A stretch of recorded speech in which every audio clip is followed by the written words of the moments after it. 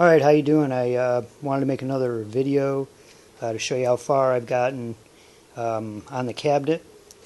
Alright, what we got here is, you can see I've been kind of squaring off the corners a little bit. Over time they've gotten chipped and bumped and stuff like that. Also, from working on it and, just kind of leveling things out a little. So this is the top of the cabinet now. And as you can see down here, let's see if I can block the sun a little. This is like has a little dip in it. It's got a little ledge here, a little dip, and then it goes down. It's kind of like the molding. The problem is that this is chipboard, and if you get any scratch on it or anything, it's really kind of porous. So what I did is I rounded all these edges off, and that'll help make it a lot easier than trying to make them, really nice and sharp, like it was probably like it was initially. But if you round it off, it's a little easier, to fill in and stuff. So what I've done here is this edge has little pits along, little pits on it. So what I've done is I've sanded it, to give it a little bit of more rounded edge, and then now I'm filling in, you're putting a little filler where any of the pits are, and then I'll go back and, kind of sand that, and, it'll fill in the pits and kind of smooth all that out. You pretty much have to do that by hand. What I do is I always take the spot putty and I just run a thin layer along there, work it into any holes, and then I come back and put some filler in, a little glob of it between my fingers, and I just run it through and let it, come out. It takes a little practice, but it'll come out and give you a nice edge. And then when you go back and sand it, you can kind of blend it in with all this, the rounded corners. And the same with all the corners. I just went ahead and rounded them all off. And then you can see the tops here. I'm working on those, getting any little dents that were in there. I had to work on this, the little molding here. And, of course, all the corners, just kind of need to be done a little bit. You can see this is the back top. I don't know if you can, this is the back piece of wood, filling in little dips and stuff there, little dents. This is the one I put on, but it's not going to be completely perfect. So you can see a corner that I've still left. I got to put Bondo in because it's a little larger of a corner that was out. It had gotten water damage back here, and all this whole edge right there had gotten water damage, and so the basically wallpaper that they covered all this wood with, kind of peeled up. So I just cleaned it all out, put some wood glue over it to harden it all up. Otherwise it'll just keep flaking off forever. And then I'll go ahead and fill in most of that with Bondo. It's pretty hard. And then come back and put some spot putty. The thing about sanding the wallpaper that was on there, which is what I call it, is you'll get the plastic will actually curl up, so it has a real rough surface. So what I did is I took a blowtorch and just ran a blowtorch over it lightly after I sanded it, and that got some of the, you got to be careful not to heat it up, otherwise you'll have worse problems. But you just burn off the little hair, then you spray paint it, and then you can kind of either, if it's really rough, you can just take the blowtorch and go over it again, and it'll burn a little more of it off. But you got to be real careful not to heat the wood up. You just want to burn the little hair-like pieces of plastic that, as you sand it, they kind of curl up and just gets fuzzy.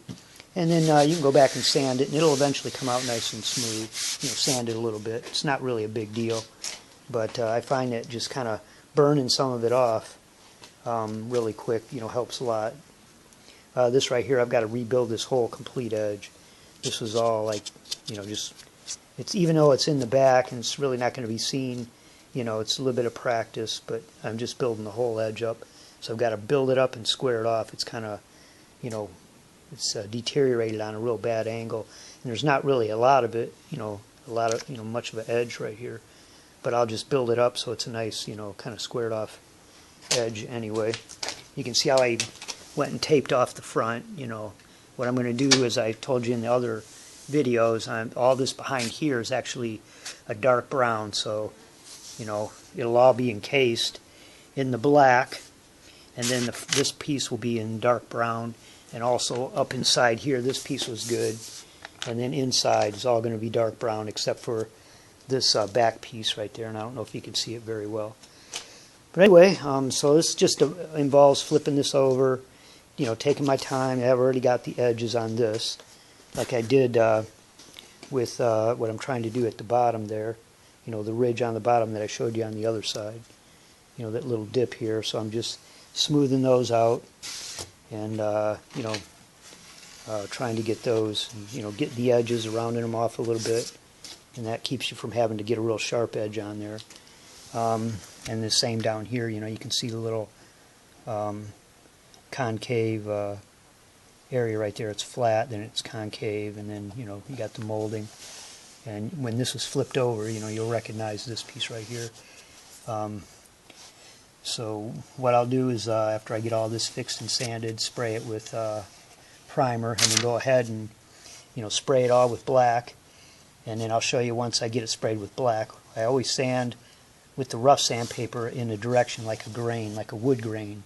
And the reason is by the time you get your final coat on there, you know, I'll take a little scrub pad and just go in the direction as if it was wood grain, and it'll actually come out looking somewhat like wood grain. So, and I'll do that with here. I'll go straight up, you know, and then on the sides I'll go straight up and down as if it was wood grain.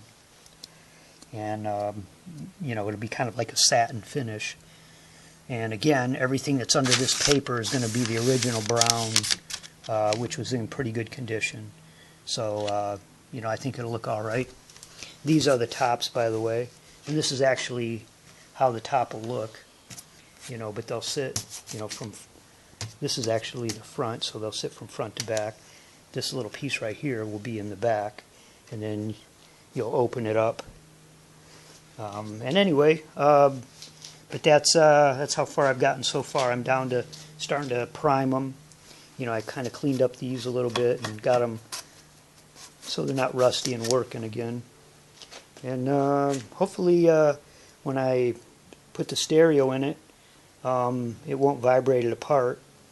I'm probably going to just run, I was going to put 12-inch to 15-inch woofers right here on each side, but I kind of think that since this isn't wood, this is, you know, all chipboard and everything, I think what I'm afraid of is getting a vibration, a buzzing or something, because it's really going to be pumping bass. So probably what I'll do is I'll just allow this to run the tweeters, you know, in the front, the tweeters that were in there, if you remember, and then I'll just make some separate cabinets for the subwoofers, you know, for the bass, and that way it's just not going to vibrate this apart. This will hold the stereo and everything, and then I'll just have some. I'll make some boxes for you know, really well made, so they don't vibrate apart from the bass, and I'll let those carry the bass, because I have a feeling if I put it in here, it may vibrate apart, and that's a lot of work to do, to, you know, cut the hole and then put some kind of decorative, you know, something grill over the front that looks kind of matches, or grill over the speaker that kind of matches the front. All right, but that's how far I am so far, and you can see I've had to do this whole edge. The whole edge right here was really beaten up. You can see the spot putty that I put on there. And they used to sell spot putty in tubes, but I saw that at the auto parts that they only had like a couple tubes left, and the other stuff was like just like what you would mix with Bondo, 2 parts, but the tube stuff is really convenient. It's already mixed, and you know, I just can't imagine mixing it up and then trying to use it. You know, it's just adding an extra step for something that should be pretty easy. All right, the farther I get, you know, when I get a little farther, I'll make another video. But anyway, for anybody who's just starting out, hope this gives you a little inspiration.